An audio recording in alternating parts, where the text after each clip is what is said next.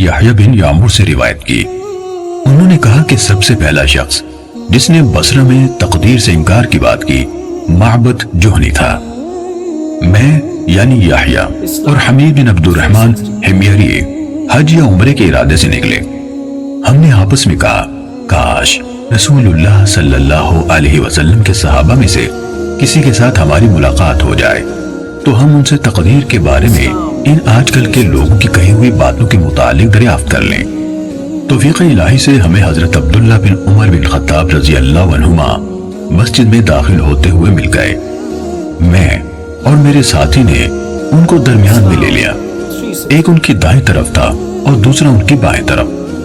مجھے اندازہ تھا کہ میرا ساتھی گفتگو کا معاملہ میرے سپرد کرے گا، چنانچہ میں نے عرض کی اے ابو عبد الرحمن، یہ عبداللہ بن عمر رضی اللہ عنہما کی کنیت ہے۔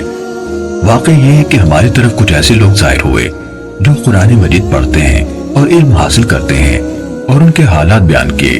ان لوگوں کا خیال ہے کہ تقدیر کچھ نہیں، یعنی ہر کام نئے سرے سے ہو رہا ہے، یعنی پہلے سے اس بارے میں نہ کچھ طے ہے نہ اللہ کو اس کا علم ہے۔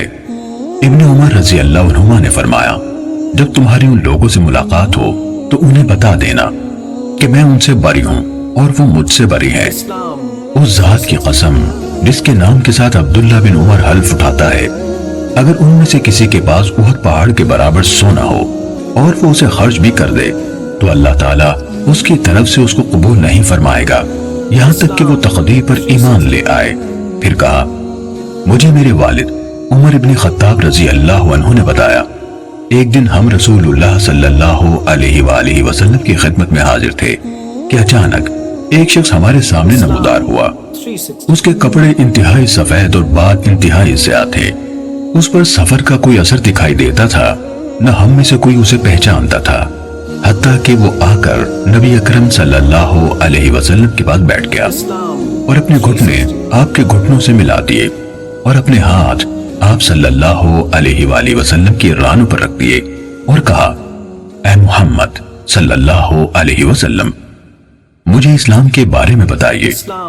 رسول اللہ صلی اللہ علیہ وسلم نے فرمایا اسلام یہ ہے کہ تم اس بات کی گواہی دو کہ اللہ تعالیٰ کے سوا کوئی عبادت کے لائق نہیں اور محمد صلی اللہ علیہ وسلم اس کے رسول ہے۔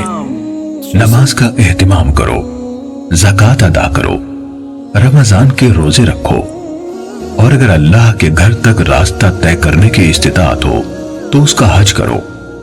اس نے کہا آپ نے سچ فرمایا۔ حضرت عمر رضی اللہ عنہ نے کہا ہمیں اس پر تعجب ہوا کہ آپ سے پوچھتا ہے اور خود ہی آپ کی تصدیق کرتا ہے۔ اس نے کہا مجھے ایمان کے بارے میں بتائیے۔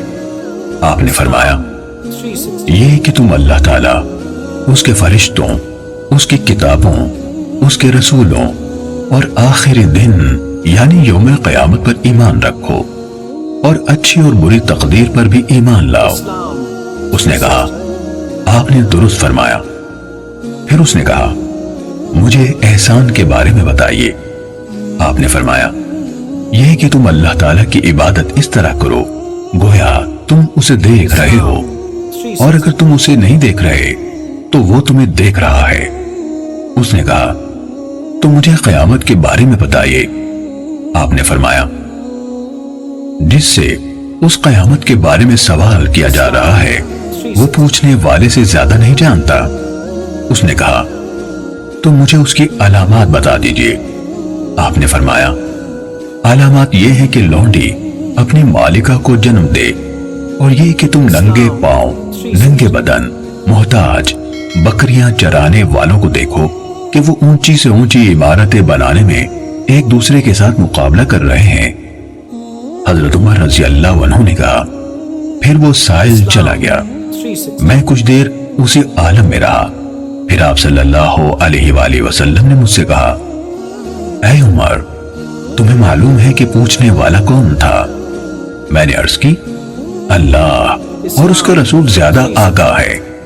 آپ صلی اللہ علیہ وآلہ وسلم نے فرمایا وہ جبرائیل تھے، تمہارے پاس آئے تھے، تمہیں تمہارا دین